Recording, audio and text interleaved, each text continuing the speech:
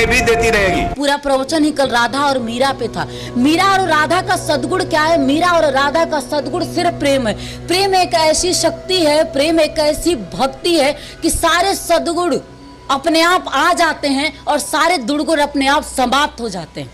प्रेम एक ऐसी अग्नि है, जब प्रज्वलित होती है तुम्हारे अंतःकरण में तो तुम्हारे दुर्गुणों को समाप्त करके वो सिर्फ अकेली बचती है। सिर्फ प्रेम अकेला बचता है और कुछ भी शेष नहीं रह जाता है, क्योंकि ऐसी अग्नि है। कुछ अगर कृष्ण से प्रेम हो जाए तुम्हें, जैसे मीरा को हुआ था, अपने गुरु अपने कमल से तुम्हें प्रेम हो जाए तो तुम्हें क्या संसार का कोई और चीज दिखाई देगा? मीरा जैसी जब दीवानगी हो जाएगी तो सिर्फ कृष्ण दिखाई देगा। पर यह भी ध्यान रखना कि विरले ही होते हैं। ब्रह्मवाणी में उन्होंने कहा है, साधु संत ऋषि मुनि महात्मा सब जिसे पाना चाहते हैं। ये भी एक बड़ी विडंबना है। मैं तो पहले यही जानती थी और लोग यही बताते भी थे कि साधु संतों को मिलते हैं, क्योंकि साधु संत सन्यासी जो होते हैं पूरी जिंदगी अपनी बिता देते हैं उस परमात्मा को प्राप्त करने में। संसारिक किसी सुख को नहीं भोगते, संसारिक इच्छाओं को, सारी चीजों को त्याग कर देते हैं और त्याग करने के बाद दिन रात सिर्फ उसकी इच्छा में लगे रहते हैं, उसे पाने की।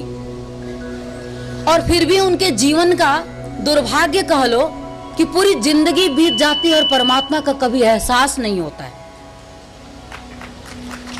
और एक चीज और ध्यान रखना, ये नहीं कहती हूं कि उनमें नहीं हो सकता है। उन्होंने कहा है साधु संत मुनि महात्मा सब जिसे पाना चाहते हैं। इसका अर्थ ये है कि वो श्रेष्ठ हैं कहीं ना कहीं, तभी तो प्रभु उनकी ओर संकेत कर रहा है कि साधु संत ऋषि मुनि महात्मा सब जिसे पाना चाहते। तू भाग रही है, मुझे इन पलों से निकालो, ऐसा कह रही है। ये ब्रह्मवाणी का अंश पढ़ रही हूं मैं। ब्रह्मवाणी ब्रह्म के द्वारा ही मुझे माध्यम बना करके रचित मेरी पुस्तक है।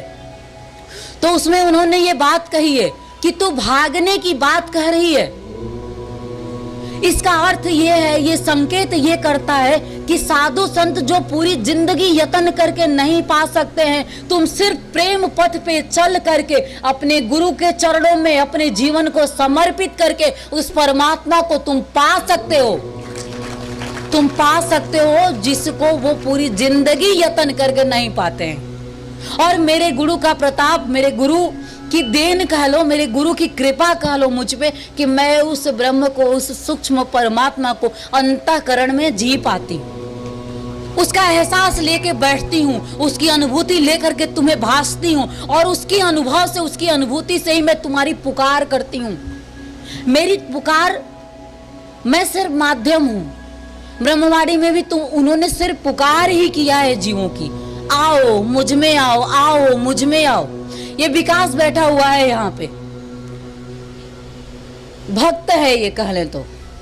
ये भी दिन रात हमारी पुकार करता रहता है।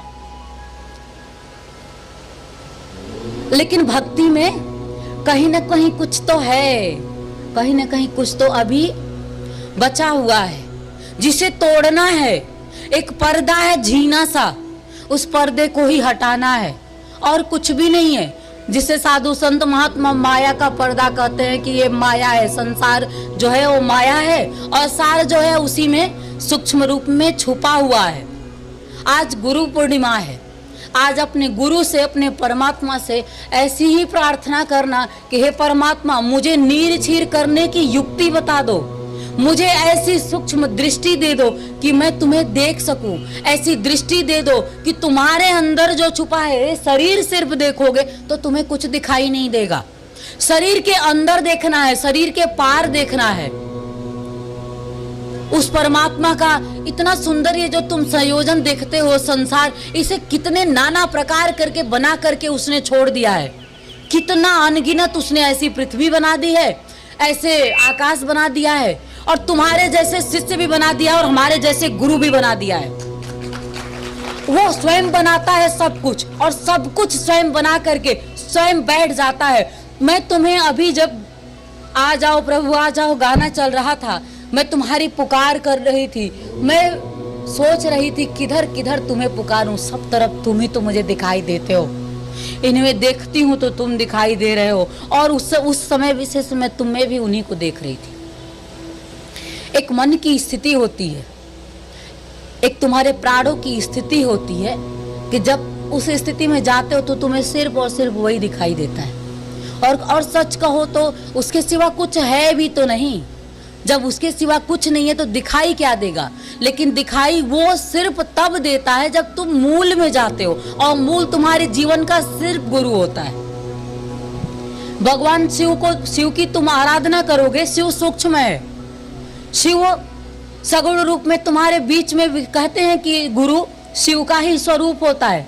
ये सत्य है, गुरु शिव का स्वरूप होता है। और ये भी सत्य है कि गुरु ब्रह्मा, गुरु विष्णु, गुरुदेव महेश्वर, गुरु साक्षात पर ब्रह्म, तस्मै श्री गुरुवे नमः। दोनों स्थितियां देख लो, शिव गुरु का रूप होता है और गुरु से इन तीनों की उत्पत्ति है, उस ब्रह्मा की भी उत्पत्ति है। अर्थात सबका सृजन करने वाला यदि गुरु है तो वो हमारा सृजन भी